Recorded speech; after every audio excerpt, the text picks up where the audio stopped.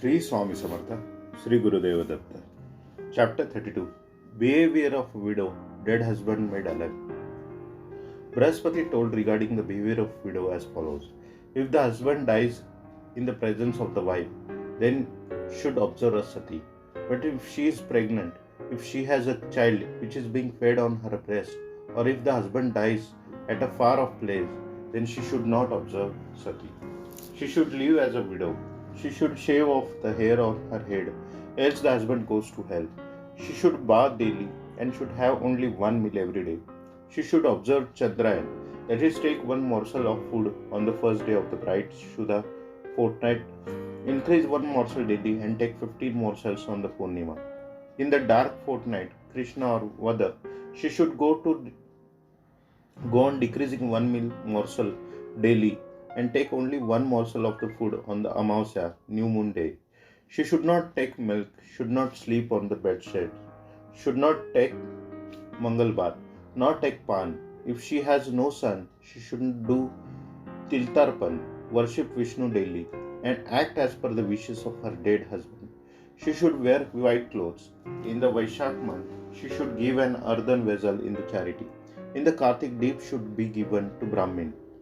She should offer umbrellas and shoes to persons going on a pilgrimage. She should take milk cooked out of only one corn in the Kartik. Whatever vrat she observes, its Sudhyapan ending function should also be duly done. If she has a son, she should act as per his wishes. Widow behaving in his way are virtuous, and even if their husbands are suffering in hell, they would take them to heaven after their death. Brahaspati had told to Lopamadra in relation with the code of female behavior, and the same was narrated by the sannyasi to bereaved young woman. Then he said, "You now act as you wish. If you have a courage, you can observe sati, and if you act as a widow, it will also be virtuous." Going to the sannyasi, the woman said, "You are like my parents, brother, and all. I have no relatives here. You have told me the rules of behavior of sati and widow. I think it will be difficult for me to act as a widow, for as I am young and fair, the people at large will speak ill of me. So I think it is better to observe sati. You kindly give me your blessings." The sannyasi blessed her and said, "You have come from a long distance with your deceased husband to see Sri Guru. What was destined to happen has happened. Even great men as Harishchandra, Bhishma could not avoid it. Still, you better see Sri Guru, who can even win Kala, and then observe Sati." He applied bhasma to her forehead, gave her 4 Rudra beads, and said, "Tie 2 in your husband's ears and 2 around your neck, and sprinkle tirtha on the body of your husband and yourself after Rudrabhishek to Sri Guru. After doing this, you may observe Sati." The sannyasi then went away. The young woman started preparations for observing Sati. She called Brahmins, gave prayaschitta to the body of her husband. She took a bath, wore a silk sari and then ornaments, applied haldi kumkum, and became ready to observe Sati. The body of her husband was taken to the river, and she was going in front of the corpse with the pot in her hand. The young girl of 16 appeared as bright as Goddess Lakshmi, and all wondered to see her courage. A pyre of wood and cow dung cakes was prepared.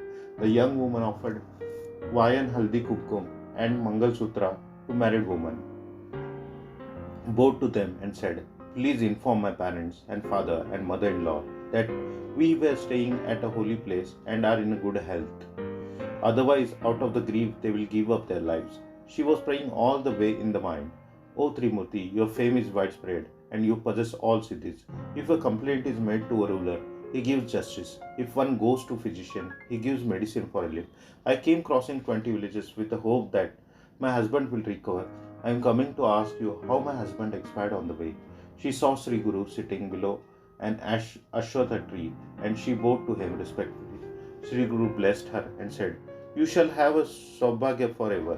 She again bowed to Sri Guru, and he exclaimed, "You will have 8 sons." The Brahmins accompanying her told Sri Guru, "Her husband has expired, and she has come here to see you before observing Sati."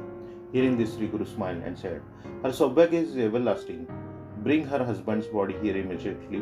Let me see when he lost his life." Some person soon brought the dead body before Sri Guru. The strings were cut and the cloths covering was removed.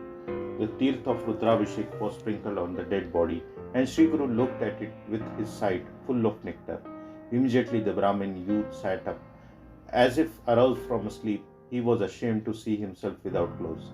He wore the dhoti and asked his wife why she did not awake him before, why he was brought here, and who was the sannyasi. The wife narrated to him all that had occurred.